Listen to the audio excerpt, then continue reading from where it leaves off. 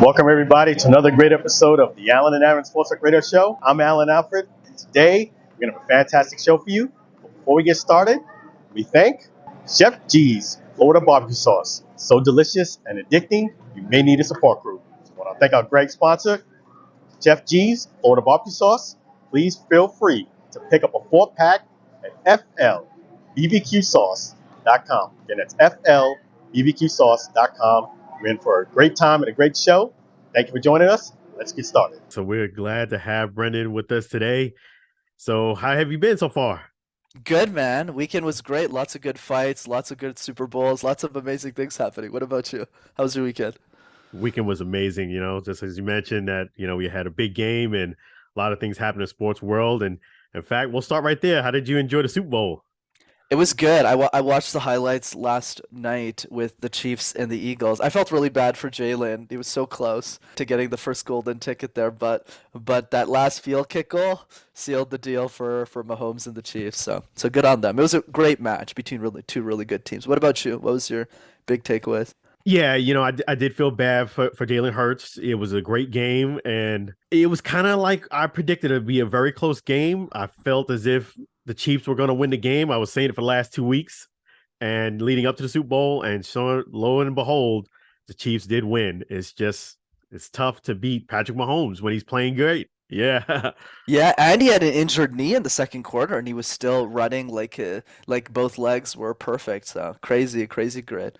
Yeah, it is. It's a great win for the Chiefs. Congratulations to them doing a big thing. And my biggest takeaway too, also from the game, was, hey, you got to fight till the very end, because, like you said, that kickoff, that field goal made it. Oh yeah, it was literally the piece. I mean, the Chiefs could have won by longer, but then I forgot who the punter is for the Chiefs. He missed one of them in the first quarter. He hit the post, but if he Yeah. got that on top of that, they would have had an even bigger lead. Yeah, that's right. So I'm so glad you're joining with us. And, you are a big motivational speaker. You do great things on YouTube. So we're glad that you're here with us and talk about that. Talk about your passions for, motivational speaking. Yeah, for sure, Alan. Happy to talk about that. So for me, the story started in business school. Of all things, I studied accounting, which is really funny considering what I do today. I studied in accounting. I'm a numbers guy, and I graduated in it. But during my time in college, Alan, I did these things called case competitions. Yeah. Think of it like professional sports, but for nerds. So while other guys my age are playing football and rugby and baseball, and I wasn't too much into sports when I was younger. I'm a lot more into it today. I did presentations for nerds. So that's basically what I competed in. So I did presentations competitively as a kid. And then as I got older, I started coaching all the other students on how to speak. And then what led to the YouTube channel MasterTalk was I thought, you know what, Alan? No one's really sharing free communication tips with the world. So I just started making videos in my mom's basement on how to communicate effectively, and it just turned into something I never could have expected. Yeah, it's just amazing the amount of content you put on for people, and it's grown to over 30,000 subscribers and growing. So talk about that journey for it to start off from something small and grow to something so large. For sure, man. I always like to say that every big idea always starts with a small step, a small Yeah. vision. And sports is a great analogy of this, whether it's LeBron James in basketball, whether it's Kobe, whether it's Patrick Mahomes. Society only finds out about people when they're really, really talented. But they don't see the other 90% of them like being a loser in their garage and like running around and doing the reps. Right. And I think that's the same thing with for me as well. Like the first year of Master Talk, my videos are still up there, Alan. Yeah. It's literally just me in my mom's basement going, "Hi guys, welcome to Master Talk. I'm trying to share some videos." Like I wasn't charismatic at all, and I still got a lot to work on, frankly. But it's a journey, right? But then a year into Master Talk, what happened? It was like a hobby, right? I was just making Uh-huh. videos for fun. But I got really lucky. I went to Columbus, Ohio, Alan, and I met my business partner there. And my business partner Vamsi is the guy who encouraged me to say, "Hey, you could coach executives and charge them a lot of money to work with you." And I was like, "Oh, yeah, you're probably right." And we were able to build a business in the back end of it. Wow, that's amazing. It's just the small steps, and just like sports, you're right. People don't know about somebody until they hit it big, they go viral. but it's a lot of little steps that go along the journey that people take for granted. Exactly, brother, Yeah, right? And yeah, that's really the key is like this is why I always say wow versus how. A lot of people they look at Patrick Mahomes, they look at Jalen Hurts, they look at the people that they really respect in any uh-huh, sport, right? Like I'm a huge UFC fan, so I was watching the UFC card Saturday night, and it was uh-huh, literally the two best fighters in the world. It's like one of the best cards ever. And we look at their success, we go, wow, this person's so good, but we don't ask how. We yeah, don't go, how has this person actually achieved this level of success? And if you look at their calendars, you'd be scared shitless looking at this. Like, I don't want that person's life. And that's yeah, really the key. yeah. I mean, that goes hand in hand, and with you doing motivational speaking and giving people tips and pointers, what are some of the success stories that you see people go ahead and do for themselves after taking your advice? Yeah, for sure, Alan. You know, for me, my North Star is I think the next Elon Musk is a 7-year-old girl who can't afford a communication coach. So Yeah, for me, it's all about how do we share tips and tricks on how to communicate more effectively with the people around us. And it's not just about being on a stage, right? It's yeah, the way you talk to your family. It's the way that you raise your children. It's the way that yeah, you make friends. It's every moment of your life. And that's really what I've seen. Like, I'll give you an example of a fun yeah, game that people can play in your audience. That's called the random word exercise. You pick a word like light bulb, like nuts, like cup, like paper towel, and you create random presentations out of thin air. And the reason I love this exercise is because it's tough for people to do. People are like, oh, well, if I get radio, how do I make a presentation out of this? But what's nice is that it helps you deal, like what I always tell people, is if you can make sense out of nonsense, you could make sense out of anything. So yeah, if you're able to present a presentation on tissue box for like 60 seconds, if your girlfriend, your boyfriend's like telling you to do something, you're able to deal with those conversations more effectively. And one thing that I noticed you're a big proponent on is not just saying you want to be successful, but actually doing the work. That goes for, speaking and sports. Talk about that aspect that people say they want to be great, but they don't want to put the work in. For sure, Alan. You know, Yeah. for me, it's always about you're totally right on this. Is Alex Hormozy says it best. It's not about doing the extraordinary thing, but rather the ordinary thing for an extraordinarily long period of time. Yeah. So we don't respect the person who goes to the gym once. What we respect is the person who goes to the gym 300 days out of the year. Yeah. That's consistency. And what Vin Yang says so well, he says consistency beats intensity. Like you could be intense for a week and Yeah. go crazy.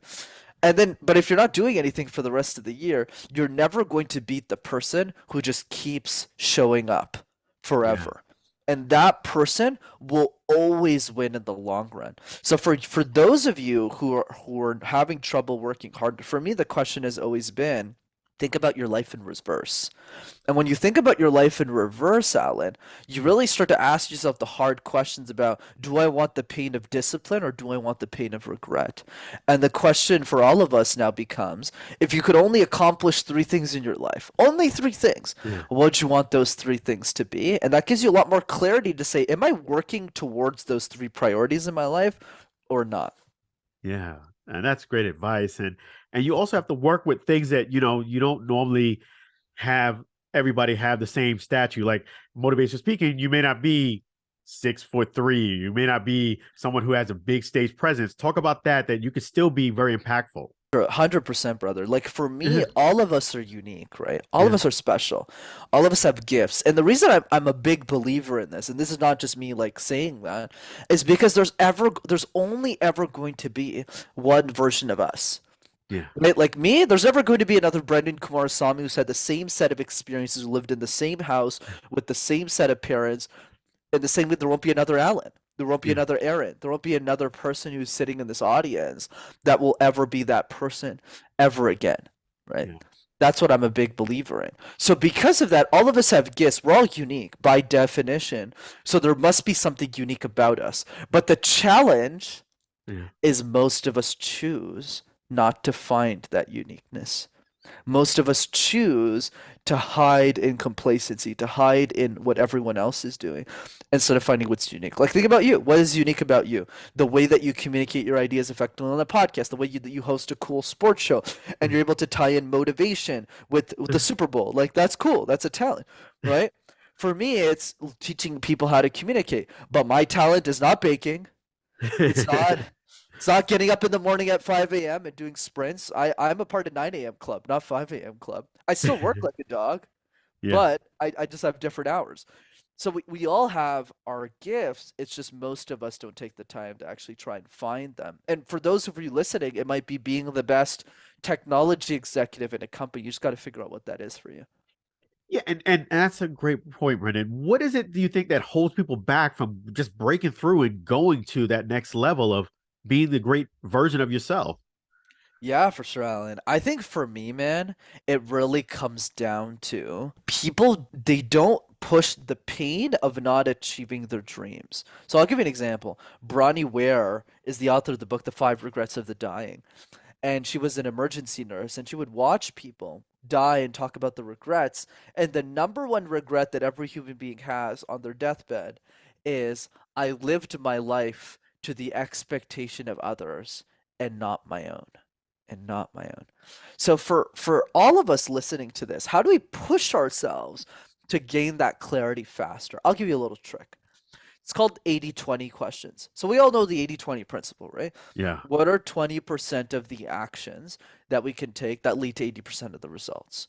So my version of the 80-20 is, what are 20% of the questions that we can ask ourselves that give us 80% of one's clarity in life? Because once you have that clarity, you're really disciplined. Like for me, the 7-year-old girl who can't afford a communication coach, I need to show up for every day. I need to bring myself to that level. So how do I bring that in my day to day? How do I bring that in the way that I live my life? 80-20 questions. One, two, three. I'll give you three so we don't overwhelm your audience too much here. So number one is, if you had all the money in the world, if I made you a billionaire, how would you spend your time? A lot of people, Alan, they don't have a Yeah. good answer to that question. They go, I don't know, man. Maybe I'll go to the Super Bowl. Maybe I'll travel, and I'll go for how long? How long are you going to travel for? Then what? And people don't know. People just imagine a world of, oh, after I retire, I'm going to do this and this. What if I retired you today? What would you Yeah. do? That's one.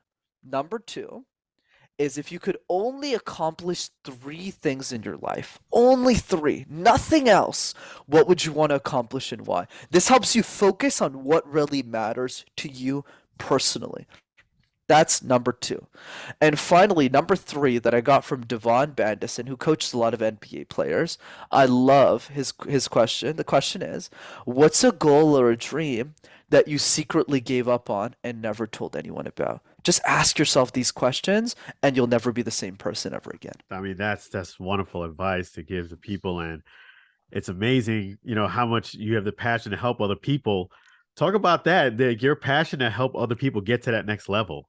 I'm a good example, or I rather am the product of someone who's asked themselves thousands and thousands of questions. That's why I have that clarity. It's not because I'm special or because I'm smart, because we're all special, we're all unique. It's all about figuring out the difference between me and everyone else. And the difference is not intelligence. The difference is, I just made it a priority. And most of us, my friend, we don't make our purpose our priority. We kind of just say, okay, well, I'll just sit here at the game. Like a lot of people, we watch the Super Bowl. My coach told me this yesterday, actually. He texted me this. He said, all of us are watching the Super Bowl, but we aren't asking ourselves, how do I get on the field? We aren't asking ourselves, how do we get on the field? We cheer in the seats, and that's fine. We should cheer for other people, but we don't spend enough time thinking about, how do I get on the field? How do I get on the court? And that doesn't mean necessarily being the player. Like I ain't gonna be a football player, right? That's not what it means. It means, what should I be on the field for? Right? So for me, when I look at my legacy, like my mission at MasterTalk, Alan, is to empower every genius of our society to become an exceptional communicator. But I Yeah. also believe that if all of us just got better at speaking, you don't need to be a superhero. The life would just get better. Like I'll give an example. We do this all the time in relationships, like a fun side note.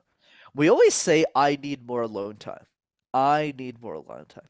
But what does that mean, brother? Does that mean like I want 2 weeks in a cave, nobody bothers me? Does that mean I need 45 minutes to read a book in the morning? Does that mean, hey, I need to go for a walk for 10 minutes to clear my head? But if we don't communicate why that's important to our significant other, the way it gets interpreted is this: oh, Alan doesn't love me. Alan, Brenden doesn't care about me. That's why he wants alone time. Oh, he must be with somebody else. He must Yeah. care. He must be spending time with. Notice how like this can get misconstrued in a million different ways.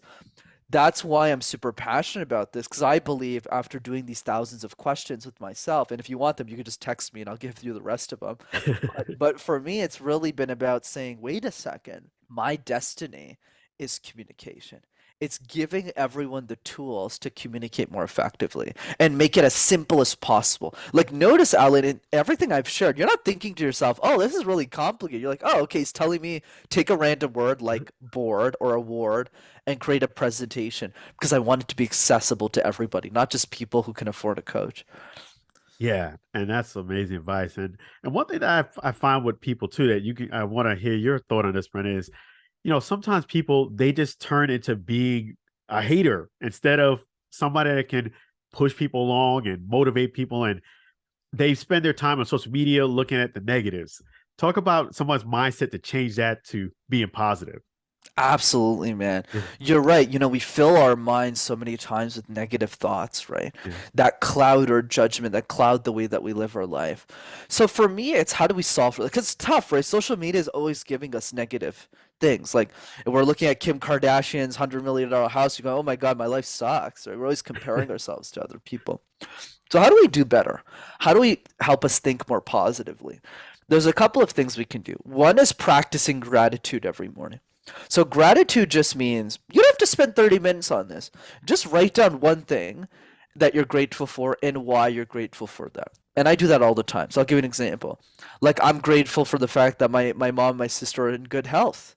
wow. Like they haven't been sick in years, right? Like I have enough money to take care of them if something happens. Like we don't count the blessings.